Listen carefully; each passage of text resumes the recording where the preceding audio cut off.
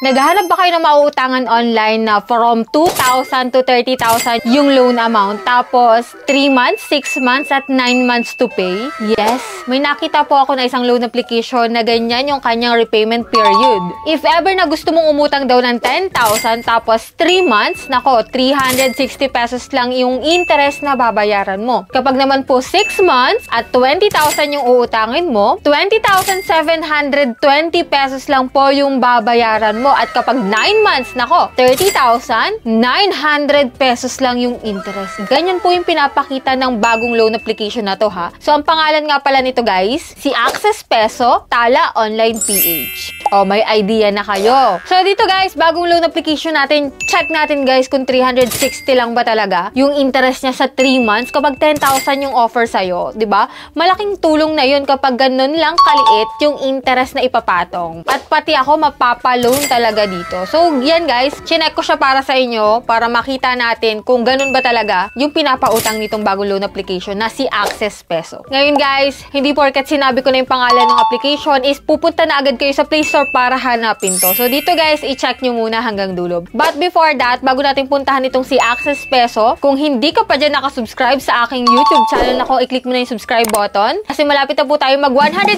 subscribers. At nako, abang-abang kayo, guys, sa aking pag-Gcash giveaway dyan. And for those na hindi pa po alam kung sino yung 5 napili ko ngayong week, nako, i-check nyo po yung video ko ng Monday kasi naka-attach po doon yung 5 lucky winners. Nako, next Monday, mamimili po ulit ako ng 5 lucky winners natin. So, ano pang inaantay mo dyan? Click the subscribe button, i-like mo tong video na to at mag-iwan ka na po ng comment dyan sa comment section. Bilang entry mo na rin sa ating pa-cellphone giveaway. Yes! Pipili rin ako dyan ng isang mananalo, no? Kung ikaw dyan ay nanalo na before, wag kang mag-alala, pwede ka pa po ulit manalo. So, stay active, stay connected, so wag kayong bibitaw, guys. And ito nga, guys, alam ko excited na rin kayo malaman kung anong meron dito kay Access Peso. Kung 3 months, 6 months, at 9 months to pay ba talaga siya? Tapos, napaka-low interest pa nung patong. So, let's see, guys. So, if you're interested, keep watching.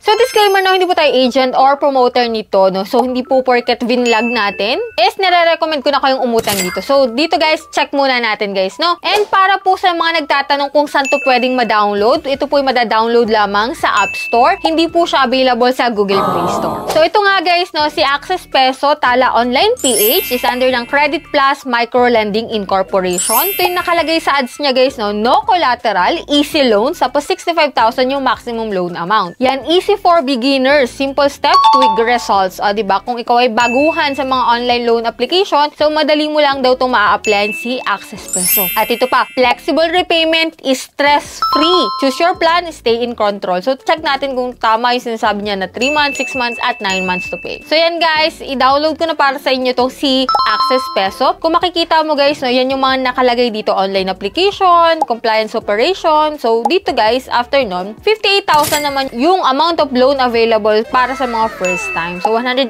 day daw. May 0.04% na interest. So, click natin, guys, dito yung apply now. And dito, syempre, magla-login ka using your active mobile number. Tapos, may verification code na lalabas dyan. Click mo lang yung login. And dito, naging 20,000 daw yung pwede niyang i-offer. Goods na to kapag 20,000, guys, ha. So, click natin yung apply now. So, may nakalagay dito na optional, yung loan term, audit fast. So, ito yung 4 na steps na pipilapan natin. Identity information, which is ito po yung mga ID na pwede dito. Yung UMI, driving license, passport, TIN, SSS, voter ID, health card, and national ID. Kung wala ka naman po niyan, pwede naman po itong other type, which is ito pong postal ID, PRC, and pag-ibig. May face recognition po ito. Click natin yung next.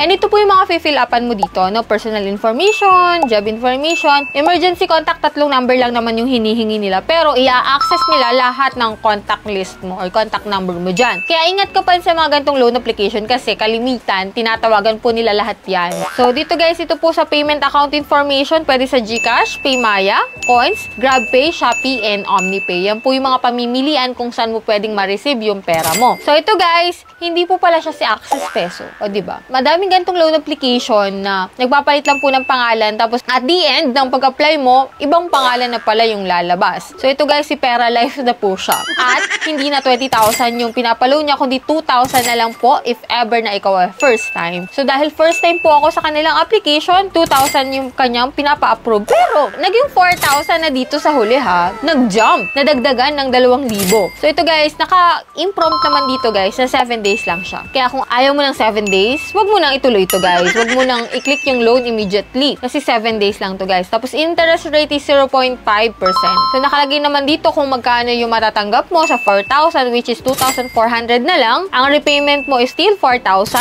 Processing fee is 1,334 pesos. Ganun kalaki ha. 7 days lang to. Interest fee is 26 pesos lang. Risk control service fee, 240 pesos. So, ito guys, after 7 day, magbabayad ka na ng 4,000. Kahit 2,400 lang yung marireceive mo. Go ka pa rin ba dito? Kahit alam mo na yung loan details niya. Kasi, bibihira yung mga ganitong loan application na naka-imprompt na, nakalagay na yung loan details. Kasi may ibang loan application na iba yung nakalagay sa loan details, tas iba yung amount na papasok sa account mo. Which is, mas risky yun kesa dito. Kung alam mo na 7 days, kung alam mo na ganito na lang yung marireceive mo, wag mo nang i-take kung ayaw mo. Kasi ikaw lang din yung mamumroblema sa huli na after 1 week, magbabayad ka na, saan ka kukuha ng ganun kalaking pera, diba? Kaya, pag-isipan mo mabuti bago ka mag-loan sa mga ganitong loan application, lalo't bago ha, manood ka muna ng review about sa kanya para at least meron kang alam kung magkano na yung marireceive mo. Kasi mahirap na basta-basta ka na lang magda-download dyan porket may nakita ka na bago, da-download mo na agad, a-applyan mo na agad. So, yan guys,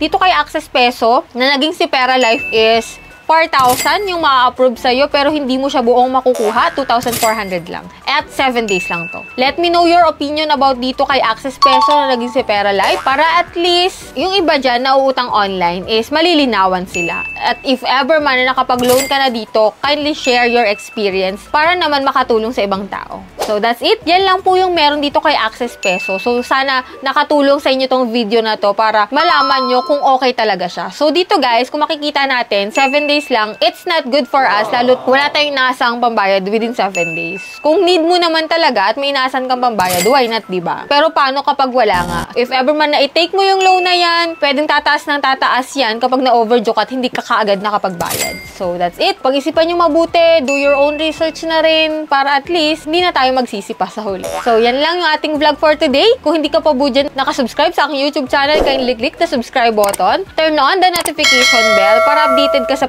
Gcash ko at syempre sa mga bagong uploads natin. Bye-bye na muna for now guys. See you on my next vlog.